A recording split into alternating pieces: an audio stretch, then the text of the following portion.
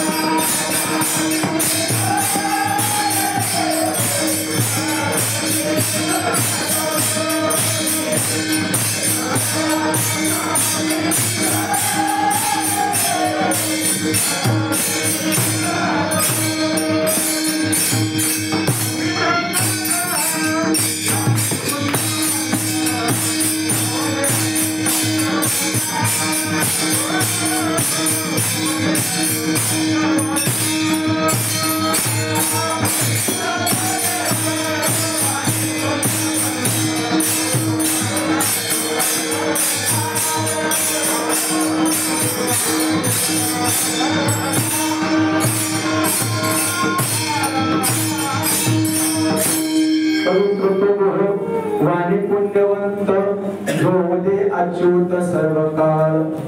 जो आपल्या मुखाने भगवान परमात्म्याचं चिंतन करतो त्याचा देह पवित्र होतो. नुसताच देह पवित्र होतो का? महाराज म्हणतात त्याची वाणी सुद्धा पुण्यवान होते.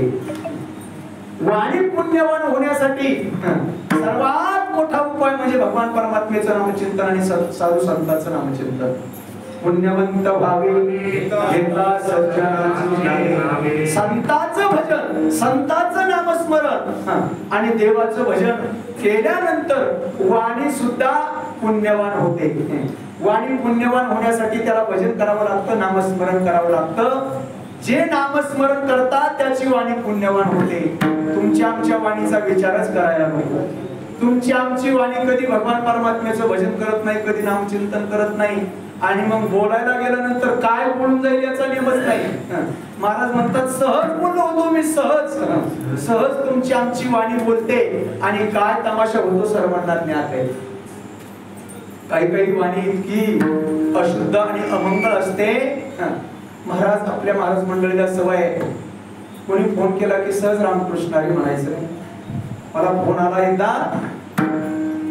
आणि फोन आल्यानंतर कुणाचाही फोन येऊ द्या, महाराज मंडळीला सवय असती हे हॅलो म्हणण्यापेक्षा पुढच्या हॅलो कशासाठी म्हणायचं, फक्त पुढच्या माणसाला कल्पना मिळावी की या माणसाने फोन घेतला याच्यासाठी हॅलो म्हणायचं असतं. पण हॅलो म्हणायच्या ऐवजीच रामकृष्णारी राम राम असं म्हटल्यानंतर जरा बरं वाटतं. म्हणून सवय असल्यामुळे फोन वाजला, फोन मी घेतला आणि कानात लावला आणि म्हटलो रामकृष्णारी. आता पुढच्या माणसानं कुणाला का लागे ना फोन, पण पुढचा माणूस रामकृष्णारी म्हटलं याला तेवढं तर म्हणायला पाहिजे ना. पुढच्या माणसाच्या मुखातून रामकृष्णारी आलं नाही, आईला पण माझं लागलं पण केलं कट्ट्या नको. म्हणजे फोनवर रामकृष्ण तरी हरी म्हटला नाही, पण मला एक स्वीट देऊन मोकळा झाला. मला सांगण्याचा मुद्दा, काहींची वाणी इतकी असती सहज जरी बोलले तरी एखादी श्री त्यांच्या मुखातून बाहेर प्रकट होते. मला सांगण्याचा मुद्दा, आपल्या वाणीने भगवान परमात्म्याचं नामचिंतन केलं, भगवान परमात्म्याचं भजन केलं तर वाणी पुण्यवान होते. माझ्या ज्ञानोबराईच्या जीवनामध्ये माझ्या ज्ञानोबराईने अपवित्रपणा अपशब्द एकही येऊ दिला नाही. म्हणून तर माझे ज्ञानोबराई म्हणतात, माझ्या सत्यवादाची वाचा केली कल्पच्या कल्प, माझ्या वाचेतून माझ्या मुखातून त्या भगवान परमात्म्याच्या नामचिंतना व्यतिरिक्त शुद्ध शब्दा व्यतिरिक्त माझ्या मुखातून काहीच गेलं नाही. तपच्या तप कल्पच्या कल्प तप झाले माझ्या वाचेतून. ज्यावेळेस एवढं तप झालं म्हणून तर सहज नुसता रेड्याला हात केला तर रेडा वेद बोलला. त्या ठिकाणी भिंतीला हत्या केली, भिंत चालली. ही माझ्या ज्ञानोबराईची वाचीची एक तपश्चर्या आहे. नवे नवे श्रीचा तो केला पुरुष उभा, जी निमिष मात्रे देह पालटीला. माझे रिकामे तोंड करू गेले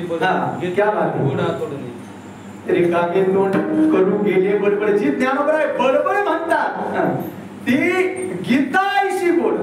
सहज बडबड केली माझ्या वाणीनं ज्ञानोबराई म्हणतात, पण ती बडबड नव्हे, ती काय ठरली, जी तुमची आमची पारमार्थिक बोलण्याची स्थिती ती आपली बडबड ठरते. आणि माझ्या ज्ञानोबराईने जी सहज बडबड केली तरी ती गीता ज्ञानेश्वर रूपाने तुमच्या आमच्यापर्यंत पोहोचली.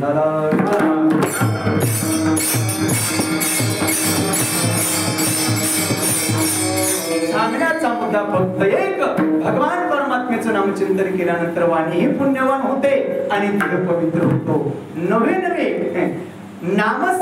नामस्मरण करणाऱ्याचं जरी चिंतन केलं तरी त्याचा देह पवित्र होतो यात शंका काय. पण केवढाही मोठा दोष असला त्याचा दोष निवृत्त होऊन पापाच्या राशीच्या राशी जळून भस्म होतात. अभंगाचं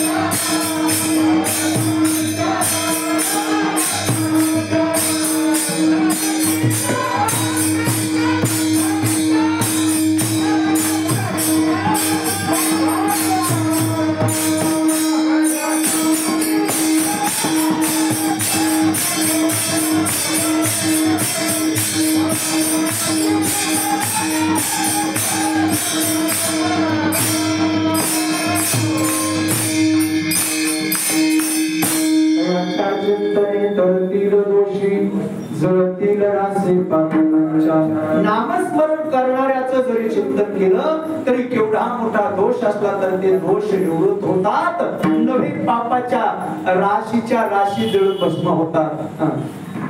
राशी म्हणजे काय?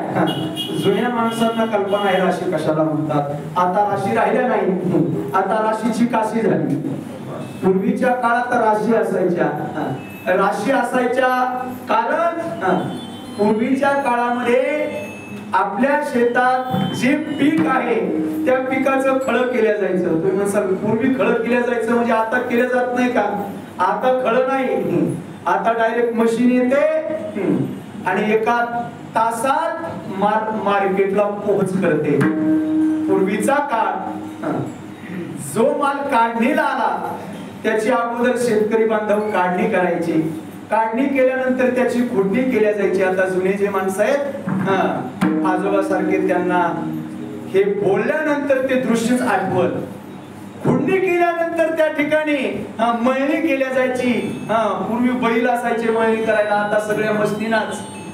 पूर्वी काढणी केल्यानंतर माल मार्केटला जाता जाता 1 महिना लागायचा. आता बाबा सकाळी मशीन शेतात जाते,